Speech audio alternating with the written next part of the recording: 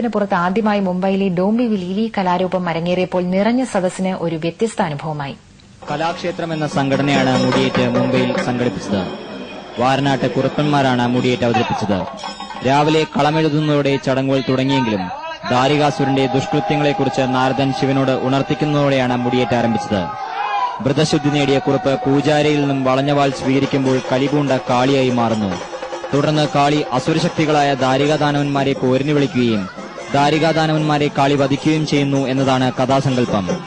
കാളിയുടെയും ദാരികാദാനവന്മാരുടെയും പുറപ്പാടും കാളി കലികേറി ഉറഞ്ഞാടുന്നതും ആശ്ചര്യത്തോടെയാണ് സദസ്യർ നോക്കിക്കണ്ടത്.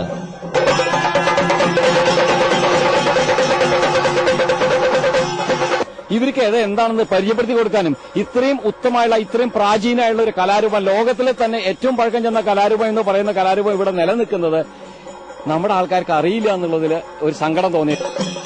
മുതിർന്ന തലമുറയും യുവതലമുറയും ഒരുപോലെ സമ്മേളിച്ച സദസ്സിന് നൂറ്റാണ്ടുകൾ പഴക്കമുള്ള ഈ കലാരൂപം സമ്മാനിച്ചത് ഒരു ദൃശ്യവിരുന്നായിരുന്നു.